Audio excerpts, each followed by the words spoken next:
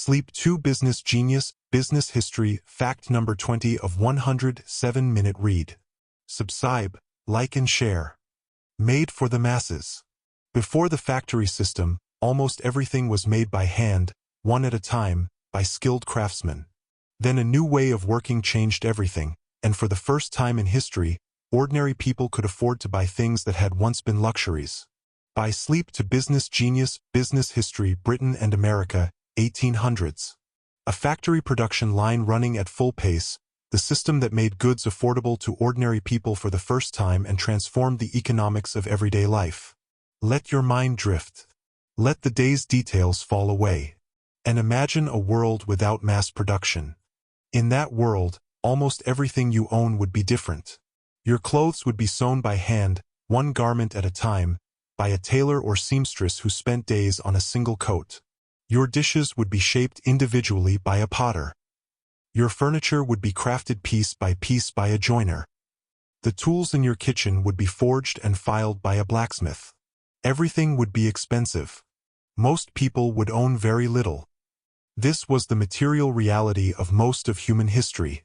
And then, in the mills and foundries of 18th century Britain and the workshops of 19th century America, it changed.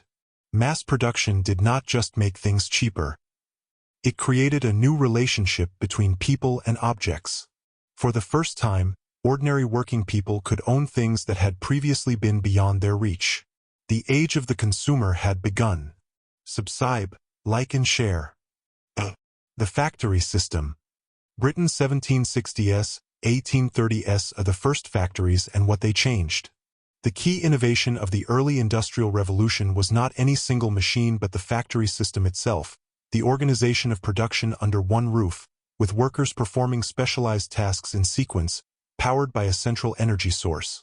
Richard Arkwright's water-powered cotton mills of the 1770s were among the first true factories.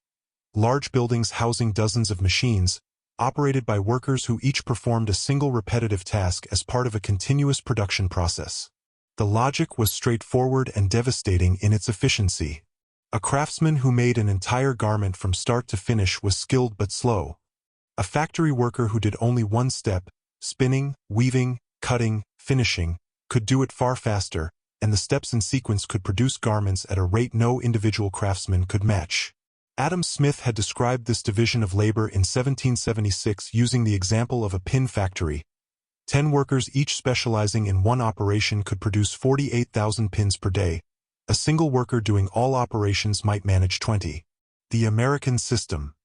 American manufacturers in the early 19th century took factory production further with what became known as the American system of manufacturing, the use of standardized, interchangeable parts. Pioneered in arms manufacturing at the Springfield and Harper's Ferry arsenals, the principle meant that any part of a product could replace any equivalent part from another, enabling repair without skilled craftsmen and production at scales previously impossible. By the 1850s it was being applied to clocks, agricultural machinery, and sewing machines. The Consumer Revolution. The falling prices that mass production brought in its wake were not a side effect, they were a revolution.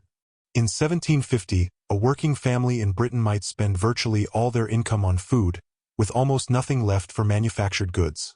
By 1850, falling textile prices meant that even poor families could afford multiple changes of clothing. By 1900, factory-made shoes, pottery, furniture, and tools were within reach of almost everyone in the industrialized world. This material abundance changed social expectations. People began to expect to own things, to replace worn-out items, to have access to goods that improved with each new product cycle. The concept of a standard of living, a measurable threshold of material comfort, only makes sense in a world where goods are mass-produced.